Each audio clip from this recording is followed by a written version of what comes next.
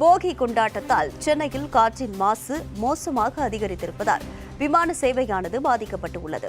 பழையன கழிதலும் புதியன புகுதலும் என போகி பண்டிகையை மக்கள் மேலதாளத்தோடு கொண்டாடி வருகின்றனர். இந்த நாளில் பழைய பொருட்களை தீயிட்டு எரித்து வருவதால் சென்னை நகர் முழுவதும் புகை மூட்டமாக காணப்படுகிறது.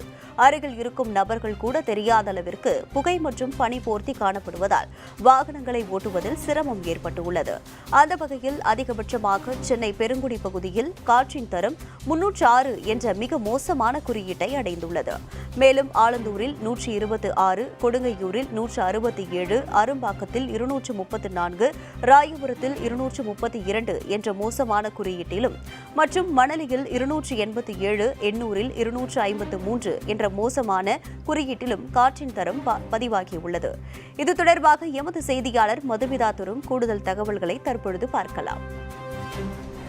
சென்னையில் போகி பண்டிகை கொண்டாடி வருவதால் காற்று மாசு என்பது அதிகரித்துள்ளது. பழையன கழிதலும் புதியன புகுதலும் என்ற அடிப்படையில் நம் முன்னோர்கள் போகி பண்டிகை கொண்டாடி வந்துள்ளனர். இதற்கிடையே தமிழ்நாட்டில் போகி பண்டிகை இன்று விமர்சையாக கொண்டாடப்பட்டு வருகிறது. இதன் காரணமாக சென்னையில் காற்று மாசு என்பது அதிகரித்துள்ளது. பண்டிகையை கொண்டாடி வரும் மக்கள் பழைய பயனற்ற பொருட்களை எரித்து தைத்திருநாளை வரவேற்கும் விதமாக இந்த போகி பண்டிகையை கொண்டாடி வருகின்றனர். இதன் காரணமாக சென்னை, கிண்டி, சைதாப்பேட்டை, எழும்பூர், நுங்கம்பாக்கம், மயிலாப்பூர் உள்ளிட்ட பகுதிகளில் மக்கள் பழைய பயனற்ற பொருட்களை எரித்து வருவதால் புகைமூட்டம் என்பது அதிகரித்து காணப்படுகிறது. அதிகாலை வேளையிலே இந்த புகைமூட்டம் என்பது அதிகரித்துள்ளதால் வாகன ஓட்டிகளும் இதனால் சிரமம் அடைந்துள்ளனர். மேலும் இந்த புகைமூட்டத்தால் சென்னை, மணலி, பெருங்குடி உள்ளிட்ட இடத்தில் காற்றின் தரக்குறியீடு என்பது 277 என்ற அளவில் மிக மோசமான அளவில் உள்ளது.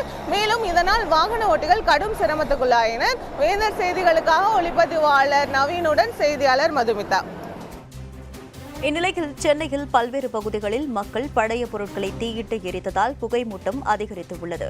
அதிகாலை வேளையில் சராசரி அளவை விட புகைமூட்டம் அதிகரித்து காணப்பட்டதால் வாகன ஓட்டிகள் அவதியடைந்துள்ளனர். கடும் புகைமூட்டத்தால் சிக்னல் சரிவர தெரியாததால் தென் தமிழகத்தில் இருந்து சென்னைக்கு வரும் ரயில்கள் தாமதமாக வருகின்றன. இதனால் ரயில்களில் பயணம் செய்த பயணிகள் அவதியடைந்துள்ளனர்.